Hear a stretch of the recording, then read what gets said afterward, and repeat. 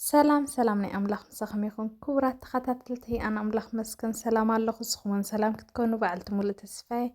مساهم زلوخ حفتكم عينومي نلو مغاني كم يقرنا أزياد زبقت مفوقات سنزغنا تحبستكم يقرنا نسرحي حيزلكم ماتي زلخو بحدا حبيرنا نسرحية تين تفلت أخا مزغخار مالتي تيم حدش تزغنكم نبدا تشانل لي كأني سابسكرايب بمقبار بيتسبنا إذا تشانل لي يكونوا بربرخاتي بحد حجة حبيرنا نجمر كسب موداتا خاط كتاتورني بهوريا زعدمكم حجبسي عمو زبالش حني أدالي له كمون أو مالتي كم تعقنات كم بزحت تتقم مالتي ماي تدقيم له فرقه بعزخون ما يجير له كمون 5 جرام شكر نبيتو 7 جرام أبزون أبسدا تيتبال أبعخس تقولو تتحنا مالتيو جو سلستيو بحنسب جيرت يلوخو أبزخ فانيلا 8 جرام تتقيم لوخ مالتي أبزخ 600 جرام حرج سعد حرج زلكن حرج 600 جرام زخون تتقيم لوخو زي أزيو حديو بزح تدليخن بزح زبالة الدلوة مالتي عبي زبالة تدليخن سكه بحد حبيرنا نسرح يا خميك تكون لنا أخا بحد حبيرنا هنرئة إنا مالتي حجي نعقو كله بنافية يوم مالتي حجي تبقيرا بإيدي حسي كوبلة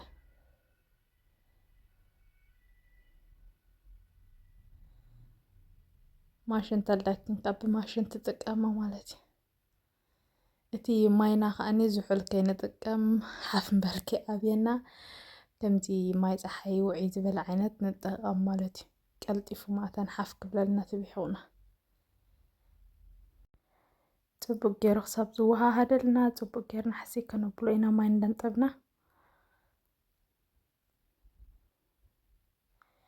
ትቢሖና ከዓ ብዙሕ ሓፊስ ኣይንገብሮ ኢና ከምኡውን ብዙሕ ቀጢን ዘይኮነ ማለት እዩ ማእኸላይ ልክዕ ከምዚ ናይ ሕምባሻ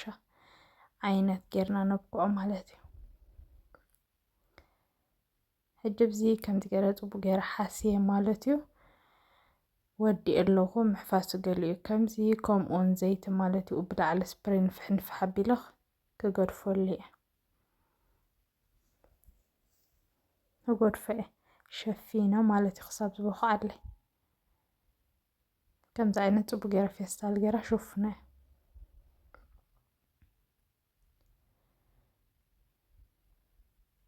كوم اون بدع على الجارقة قبرنا بلو لينا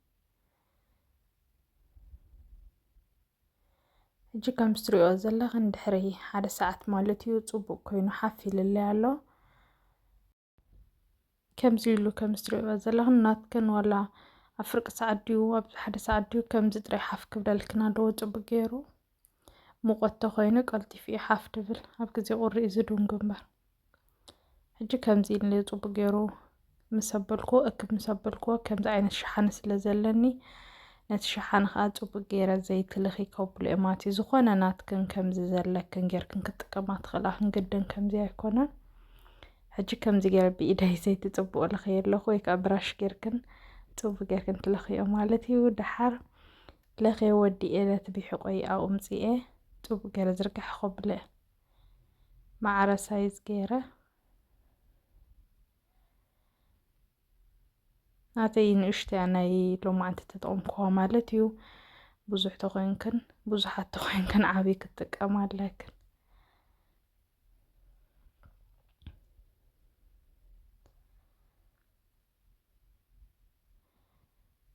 ሓደ ዓይነት ሳይዝ ክሕዘለይ ማተን ጽቡቕ ገይረ ከብዚ ዝቕጥ እንዳበልኩ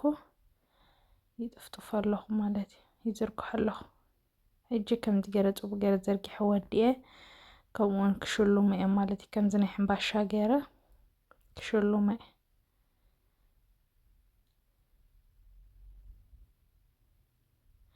ንዓኽን ከም ደስ በለክን ጌርክን ትሽሉመ ግድን ከምዚ ጥራይ ኣይኮነን ኣይጠፍኣክን ይስቐሊል እዩ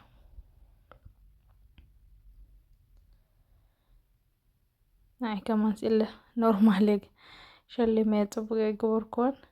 ግን ድሓን ንስኽን ከም ድሌትክን ግበርኦ ከምኡውን ብሩሃተይ እንድሕር እዚ ቪድዮ ተፈቲኹን ኣብ ካልኦት መሓዝትክን ሸር ግበርኦ ላይክ ሳብስክራይብ ኮመንቲ ኣይተውሕዳልና ኣኽን በርባኻተይ ሕጂ ከምዚ ገለ ፅቡቅ ገይረ ሸሊሞ ምስ ወዳእኹ ማለት እዩ። ኣብዚ ድስተይ ሰኽቲተ ማለት እዩ ዝኣኽለክን ርኢኽን ነቲ ሸሓነ ክንዘእትወክን ርኢኽን ድስቲ ተሰኽቲታ ማለት እዩ። ከምኡውን ከምዚ ዓይነት እዚ ሓፂን ኣለኒ ከምዚ ተዘይብልክን ከዓ ብኬር እዚ ናይ ሽምዓ ብኬር ምሻሎ እሱ ክትጥቀማ ትኽእላ ኣኽን ማለት እዩ። ሕጂ ብዚ 2 ኩባያ ዝኸውን ማይ 3 ኩባያ ማይ ዝኸውን 3 ኩባያ ማይ ዝኸውን ተጠቒመ ኣለኹ ማለት እዩ። ውዑይ ማይ ንዕኡ እቲ ነታ ሓፂን ከርክበሉ የብሉ እንቲ ማይ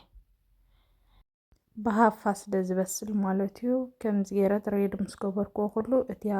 ዝጠፍጠፍክዋ ሸሓነ ምፅኤ ኣብኣ እትያ ማለት እዩ ተቢሕቆ ሕጂ ንዓ ከዓ ፅብቕቲ ገይረ መኽደኒ ክኸድና እየ እንድሕር ፅቡቕ መኽደኒ ብታሕቲ ማለት እዩ ፅቡቅ ክበስለልክን እንድሕር ተደሊኽን ጨርቂ ተጠቐምኣኽን። ኣነ ግን ኖርማል ከምዚ ግጥም ስለ ዝበለታ መኽደኒ ገዲፈያ ኣለኹ። ገለ ሰብ ግን ብታሕቲ ወይ ብላዕሊ ጨርቂ ጥቀሚ ማለት እዩ። ከምኡ ተጠቐምኣኽን ተደሊኽን ሕጂ ድሕሪ 4 ደቂቕ ማለት እዩ ከምዚ ኢሉ በሲልለይ ኣለዎ ማለት እዩ። ብጣዕሚ እቲ ሓውና ህዱእ ክንገብሮ ኣለና ኣዝዩ ትሑት ክኸውን ኣለዎ። በሲሉ ዶ ይበሰለ ንምርግጋፅ ከዓ ከምዚ ዝተኪኒ ገይረ ማለት እዩ ትነዊሕ ይሪኦ ኣለኹ። ከምዚ ትሪኦ ዘለኽን ዋላ ሓደ ቢሑቕ የብሉን በሲሉ ፅቡቕ ሕጂ ከውርዶ እየ ክንከፍቶ የብልናን ክሳብ በሲሉ ዝውድእ ከዓ ክንከፍቶ የብልናን። ሕጂ ከምዛ ትሪኣ ዘለኽን ኣዝያ ፅብቕትን ፎኳስን ኮይና በሲላ ሃለያ ኣላ ማለት እዩ። ብሩኻተይ ብሓደ ንዕነ ብሓደ ንብላ እያ ክሳብ መወዳእታ ተኸታቲልኩም ደዳ ከይበላዕኹም ክትከዱ ዋላ ብታሕቱ ዋላ ብላዕሊ ሕጂ ከምዚ ትሪኦ ዘለኽን ብሃፋ ፅቡቅ ገይሩ ይድበስል። ጥራይ ሓዊ ክንበርታዓሉ የብልናን እቲ ማይ ከይውድእ እሞ ሽዑስታይ ከይኮነና ሕጂ ከዓ ውሽጣ ከመይ በሲላ ከዓ ቆሪፅና ክንሪኣ ኢና ብሓደ ማለት እዩ። ብውዒ እየ ዝቆርፆ ዘለኹ ኣነ ዝሕል ምስ በለ ተቆሪፅናዮ ሞር ፅቡቕ ማለት እዩ።